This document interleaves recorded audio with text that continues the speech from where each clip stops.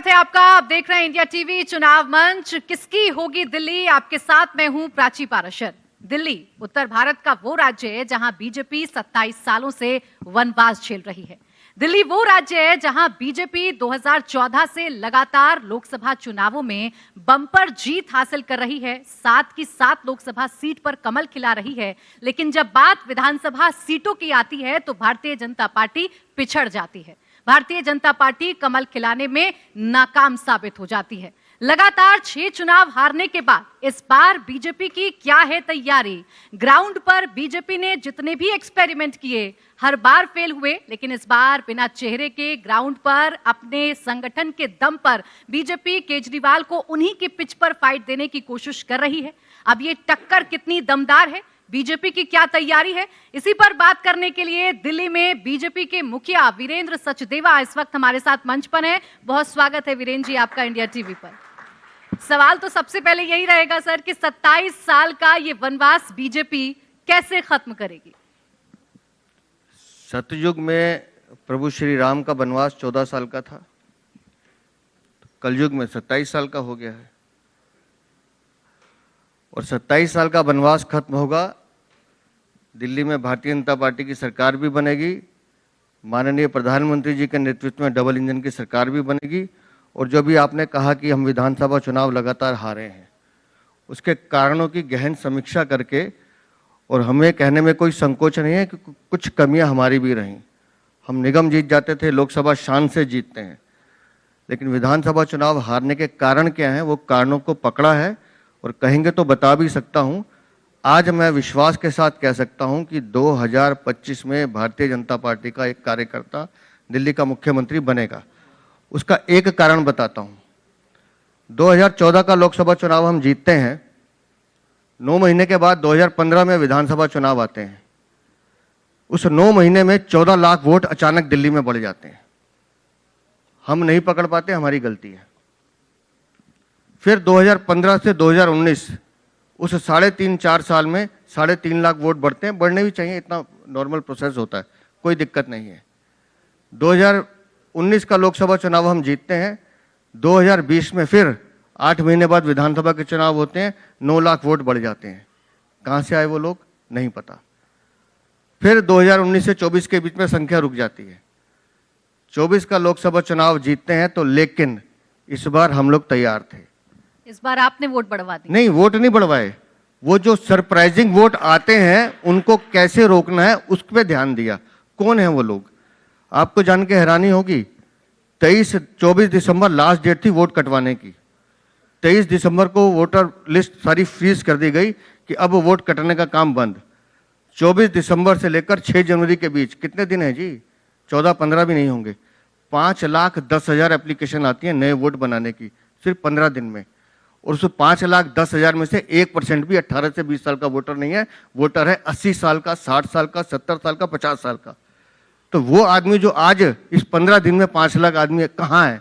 कोई तो उनका रिकॉर्ड होगा, कहीं तो हिंदुस्तान में रहते होंगे, कोई तो उनकी लेगेसी होगी, कोई बाल बच्चे व्यवसाय कुछ तो होगा। दिलचस्प है, आप भी नए वोटर्स को ढूंढ रहे हैं। नई दिल्ली पर अरविंद केजरीवाल नए वोटर्स को ढूंढ रहे हैं। खैर, इस टॉपिक पर बाद में आऊंगी। अभी मुझे संगठन के बारे में आपसे बात करनी है वीरेंद्र सचदेवा जी। जब से आपने संगठन की कमान संभाली है, ये विधानसभा का चुनाव, ऐसा लग रहा है कि ग्राउंड पर कॉन्फिडेंट होकर बीजेपी का कार्यकर्ता चुनाव लड़ रहा है। ऐसे क्या बदलाव 2 सालों में आपने संगठन में किए? नहीं, बीजेपी हमारी कार्यकर्ता आधारित पार्टी है। हमने अपने कार्यकर्ताओं को सिर्फ इस बात का एहसास दिलाया कि जब लोकसभा में जनता हमें वोट देती है, माननीय प्रधानमंत्री जी के काम को, उनके नाम को वोट देते हैं, तो हम विधानसभा चुनाव में क्यों नहीं कर सकते। जो कमियां थी उसको ठीक किया, माइक्रो मैनेजमेंट किया है। और बड़ी ईमानदारी से बता रहा हूँ, कुछ काम हमने सबने मिलकर अच्छा किया। ऐसा नहीं कि मेरे से पहले अध्यक्षों ने काम नहीं किया, उन सबने भी काम अच्छा किया। हमने उन कामों को बढ़ाने की कोशिश की है। दिल्ली में 13,033 बूथ हैं जी।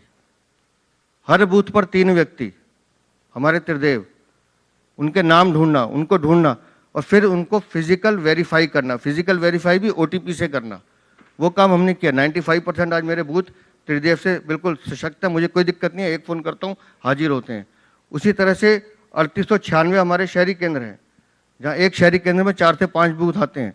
सबको फिजिकल वेरिफिकेशन, डिजिटल करना, सबसे बात करना, आज एक फ़ोन पे अवेलेबल है। तो छोटी छोटी चीजें हैं जो मैंने कहा शुरू में कि हमने अपनी गलतियों को सुधारने की कोशिश की है, उसमें हमें सफलता मिली है। आज मैं फिर कह रहा हूं, अपने कार्यकर्ताओं के दम पर, दिल्ली की जनता के आशीर्वाद से और माननीय प्रधानमंत्री, हमारा केंद्रीय नेतृत्व, उनके नेतृत्व में दिल्ली में भारतीय जनता पार्टी का मुख्यमंत्री बनाएंगे, इस संकल्प के साथ काम कर रहे हैं। वीरेंद्र जी, दिल्ली विधानसभा चुनावों की पिच क्या है? फ्रीबीज के खिलाफ आप रहते हैं और उसी पिच पर आप भी बल्लेबाजी करने उतर जाते हैं। दिल्ली में चुनाव होगा सिर्फ भ्रष्टाचार के मुद्दे पर, दिल्ली में चुनाव होगा शीश महल पे, दिल्ली में चुनाव होगा शराब की नीति पे, दिल्ली में चुनाव होगा गंदे पानी पर, दिल्ली में चुनाव होगा प्रदूषण पर, दिल्ली में चुनाव होगा बिजली के उन बिलों पर जिसपे 45 से 55% टैक्स लगाया जा रहा है, दिल्ली में चुनाव होगा उन गड्ढों वाली सड़कों पर जिस पे अरविंद केजरीवाल बात नहीं करते हैं। वो बात करें ना हमसे भ्रष्टाचार पे, बिल्कुल नहीं बोलते हैं। आज एक एक बूंद पानी के लिए, उस गर्मी के सीजन में हत्याएं हो गई पानी के लिए, एक एक बूंद पानी के लिए माताएं बहनें तरसती हैं। जाके देखिए 6-6 दिन टैंकर नहीं आता। शीला दीक्षित को ऐसे टैंकर माफिया कहने वाले अरविंद केजरीवाल कागज हिलाते थे। 1200 टैंकर थे शीला के रिजम में, आज 3000 से ज्यादा है। कहां से आ गए वो टैंकर माफिया? किसने उन्हें पालने का काम किया है? गंदा पानी पीने से पिछले, मेरी रिपोर्ट नहीं है जी, 2023-24 में दिल्ली के सरकारी अस्पतालों में गंदा पानी पीने से 20,700 लोग मर गए। क्या कसूर था उनका? दिल्ली को विश्व की सबसे प्रदूषित राजधानी कहते हैं।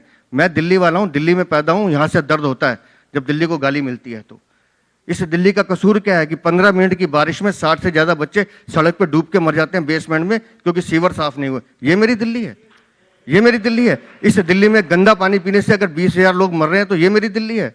इस दिल्ली में बिजली के नाम पे लोगों को धोखा दिया जाता है तो ये मेरी दिल्ली है। इस दिल्ली में अगर एक एक बूंद के लिए माताएं बहनें जाती हैं। मैं पिछले 29 हफ्तों से रोज झुग्गियों में जाता हूं, 2 रातें वहां बिताकर आया हूं। आज भी शर्म आती है मुझे दिल्ली में, जब मैं उस झुग्गी में रुका, सुबह 4:30 बजे उस घर की बेटी, उस घर की माँ 4:30 बजे डिब्बा लेके जाती है कि अंधेरे मुंह में मुझे वॉशरूम में जाना है, क्योंकि उनके घर में टॉयलेट नहीं है। पूरे देश में हम 15 करोड़ से ज्यादा इज्जत घर बनवा चुके हैं, लेकिन दिल्ली में नहीं बनवा सकते क्योंकि अरविंद केजरीवाल काम करने नहीं देता। नहीं, आप उन्हें काम नहीं करने देते, आप उनके नेताओं को पकड़ पकड़ के जेल में डलवाते हैं, एलजी से उनकी फाइलें रुकवाते हैं, उनको प्रॉपर काम नहीं करने देते और फिर ब्लेम भी उन पर प्राची जी मुझे बताइए, अगर अरविंद केजरीवाल कोविड में शीश महल नहीं बनाते तो कौन सी एजेंसी उनके घर जाती? अगर वो कोविड में शराब की नीति नहीं बनाते, जब लोग मर रहे थे, एक एक ऑक्सीजन के सिलेंडर के लिए तरस रहे थे, ये श्रीमान वहां शराब की नीति बना रहे थे कि 2% से 12% कमीशन करके मैं कैसे पैसे कमा पाऊं। किसने कहा था इनको बनाने के लिए? चोरी आप करेंगे, भ्रष्टाचार आप करेंगे तो कानून अपना काम करेगा। और मैं कह रहा हूं ये हम काम नहीं करने दे रहे। मैं आपको 3 उदाहरण देता हूं। हिंदुस्तान के 34 राज्यों में आयुष्मान योजना लागू है, 2017-18 से शुरू हो गई। अगर दिल्ली में लागू हो जाती, 51 लाख लोगों को 5 साल सालाना फ्री इलाज मिलता, 51 लाख लोगों को। लेकिन क्यों? क्योंकि वो प्रधानमंत्री आयुष्मान योजना है तो इसका अहंकार आड़े आता है कि मैं करने नहीं दूंगा। अभी मैं गया 4 दिन पहले नरेला भवाना खोगा, 52,443 फ्लैट खंडर हो गए। 2400 करोड़ रुपए के बने हुए 1200 करोड़ रुपए केंद्र सरकार ने दिया, लेकिन सिर्फ इसलिए कि उसमें प्रधानमंत्री का नाम है, केंद्र की योजना का पैसा लगा, इस आदमी ने गरीबों को मकान नहीं देने दिए। आयुष्मान योजना दिल्ली में लागू हो सकती। प्रधानमंत्री आवास योजना, पूरे हिंदुस्तान में 4 करोड़ से ज्यादा लोगों को पक्का मकान मिला है। दिल्ली के हर गरीब को पक्की छत मिले, गरीब को मकान मिले, ये योजना लागू नहीं करने देता। दिल्ली में मैं विकास के कामों में बात करता हूं। अभी अरविंद केजरीवाल को सुना मैंने कि बीजेपी एक काम बताए, मैं आपको 10 काम बताता हूं, अरविंद केजरीवाल तुम विकास का एक काम बता देना। दिल्ली में जो लोग यहाँ बैठे हैं, हमने सबने ब्लू लाइन बसें देखी हैं, हमने डीजल के ट्रक देखे हैं, दिल्ली में कैसे काला धुआं उड़ता था। अगर सोचिए ईस्टर्न वेस्टर्न एक्सप्रेसवे हाईवे नहीं बना होता, वो 70% कमर्शियल व्हीकल आज दिल्ली के बीच में धोके जाते तो आप और हम सांस लेने के लायक नहीं रहते। ये नरेंद्र मोदी ने बनाया। दिल्ली में NH24 मेरठ जाइए 40-45 मिनट में, ये नरेंद्र मोदी ने बनाया।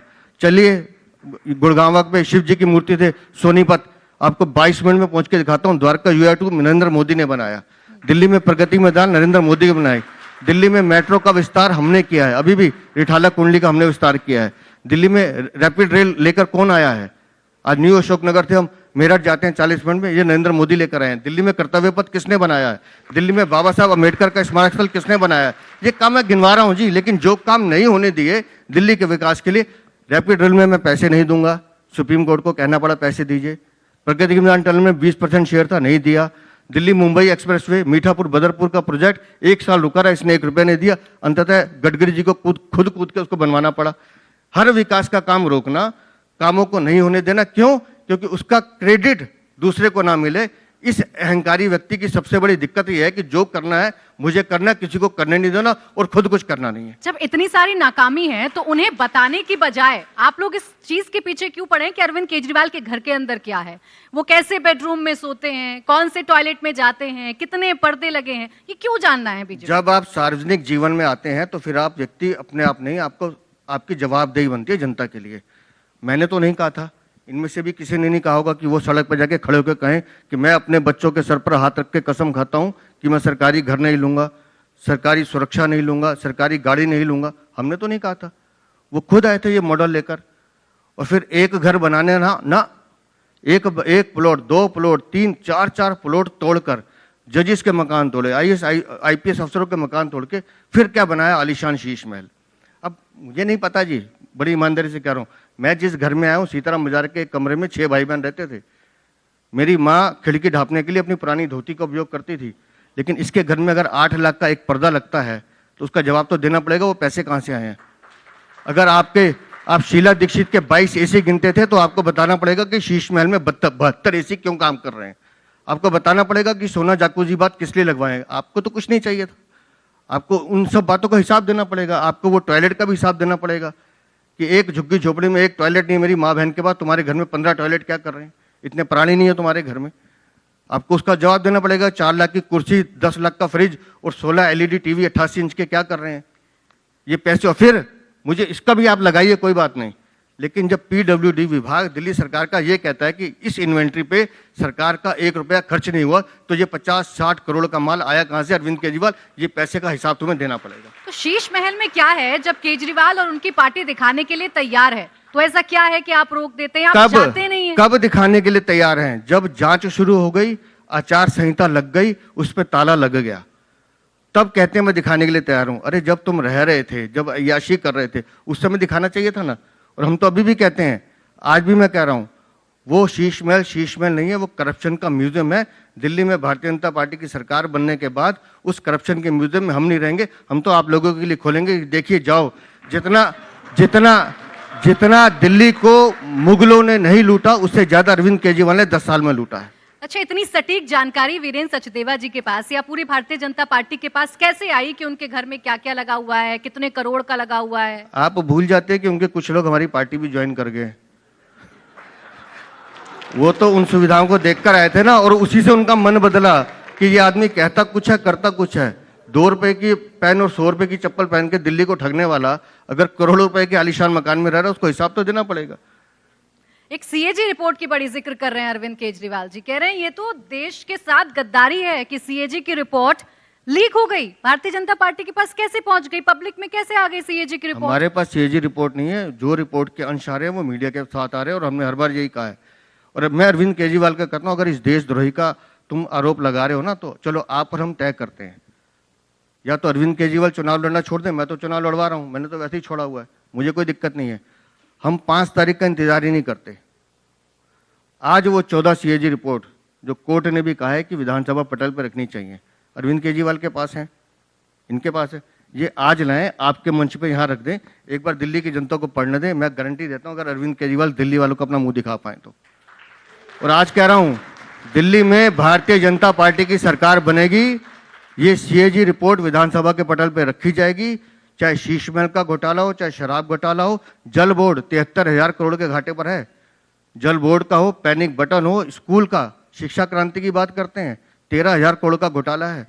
स्वास्थ्य का घोटाला अभी 382 तो CAG रिपोर्ट में बता रहे हैं, लेकिन ये पहला दिल्ली ऐसा राज्य है पूरे हिंदुस्तान में जहां की खुद की दिल्ली की सरकार अस्पताल में नकली दवाइयां देती है। लोग मरते हैं तो मरे, मुझे तो पैसा कमाना है। इन सब की जांच होगी, SIT बनेगी, और अब तो इनको आदत होगी अंदर बाहर अंदर आने जाने की, ये आदत इनको रखनी चाहिए, क्योंकि ये लंबी लड़ाई लड़ने वाले हैं दिल्ली के लोग। अच्छा, दिल्ली का ये चुनाव जिसमें हर किसी बात पर किसी न किसी समुदाय के अपमान का आरोप लग रहा है। अब आपकी पार्टी पर, आप खुद पंजाबी समाज से आते हैं, आपकी पार्टी पर, आपके नेता पर, प्रवेश वर्मा जी पर आरोप लगा रहे हैं केजरीवाल जी और उनकी पूरी की पूरी पार्टी कि आपको पंजाबियों से दिक्कत है, पंजाब नंबर की गाड़ियां अगर दिल्ली में घूम रही हैं तो आपको प्रॉब्लम हो रही है। हमें पंजाब नंबर की गाड़ियों से दिक्कत नहीं है जी। पंजाब नंबर की जो सरकारी विधायक, उनके सरकारी अफसर जो सिर्फ एक अरविंद केजरीवाल को जिताने के लिए नई दिल्ली में घूम रहे हैं, वो जो क्लस्टर में जा जाके रात को शराब और पैसे बांट रहे हैं। तो अगर प्रवेश वर्मा ने ये कहा है कि चुनाव निष्पक्ष रूप से हो, और ये जो बाहर की फोर्सेज आके दिल्ली में काम कर रही हैं, कानून चुनाव आयोग अपना काम करे तो क्या गुनाह है। और जहाँ तक पंजाबी की बात है, एक पंजाबी को प्रदेश अध्यक्ष का दायित्व दिया इस पार्टी ने, ये इसी पार्टी में हो सकता था। और दूसरी बात, फिर गौरव भाटिया को एक आपके किसी चैनल पे गौरव भाटिया को गौरव घटिया कहने वाले आम आदमी पार्टी के लोग थे। अभी हमारे केंद्रीय मंत्री हरदीप सिंह पुरी को क्या कहा इन्होंने, बांग्लादेशी, रोहिंग्या। जो सिख धर्म अपनी शहादत और बलिदान के लिए जाना जाता है, गुरु नानक देव जी से गुरु गोविंद सिंह जी की जो प्रेरणा पूरे सिक्खी पूरे समाज को एकता का संदेश देती है, भाईचारे का संदेश देती है, आप उन सिखों को गाली देने का काम कर रहे हैं। तो मैं अभी कह रहा हूँ, आज 9 दिन बचे चुनाव में, अरविंद केजरीवाल डर का वातावरण बनाएंगे, अपने ऊपर जूता फेंकवाएंगे, कभी ना कभी थप्पड़ लगवाएंगे, कहीं से शाही फेंकवाएंगे, और ऐसा माहौल बनाएंगे कि हाय दिल्ली में मैं विक्टिम कार्ड कैसे खेलूं। लेकिन इस बार दिल्ली की जनता उन्हें विक्टिम कार्ड खेलने नहीं देगी। अच्छा, उनकी सिक्योरिटी आप ले लेते हैं, पंजाब पुलिस की सुरक्षा में वो रहते हैं, आप पंजाब पुलिस की सिक्योरिटी ले लेते हैं। अब भाई हमले तो हो रहे हैं ना उन पर, आप चाहते नहीं कि सुरक्षित रहें? आप इससे क्या कहते हैं, हमला कहते हैं। अगर कोई बच्चा आके सवाल पूछता है कि मेरे को नौकरी नहीं मिली, तो वो हमला हो गया। और किसने हटाई सुरक्षा? चुनाव आयोग ने, हमने तो नहीं कहा।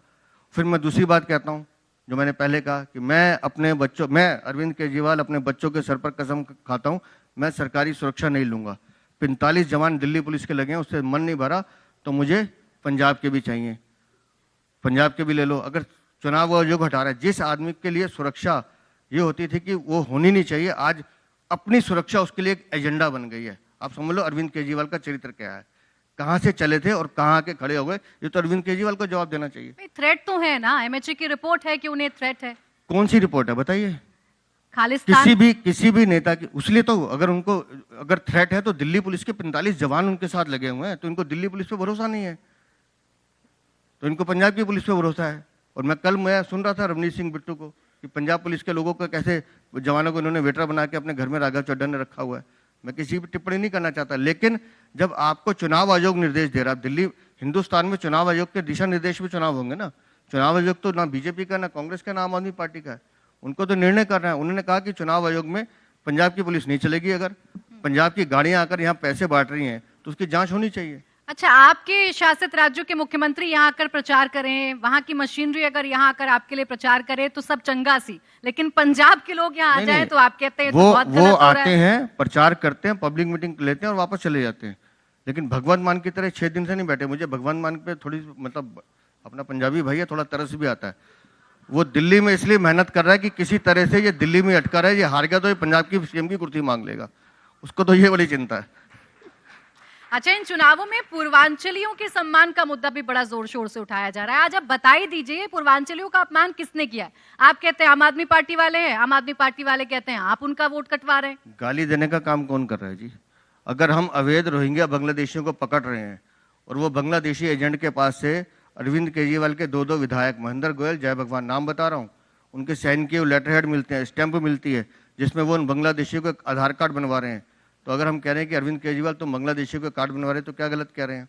और जब वो पकड़े जाते हैं तो उसको डाइवर्ट करना पूर्वांचल पे। अरे पूर्वांचल का सबसे बड़ा नेता मनोज तिवारी दिल्ली ने 3 बार सांसद बना के दे दिया, इससे ज़्यादा हम क्या दे सकते हैं? हम तो बता रहे हैं लोगों को। और पूर्वांचल में हमारे प्रधानमंत्री बनारस से जीत कर आते हैं, वो पूर्वांचल का प्रतिनिधित्व कर रहे हैं।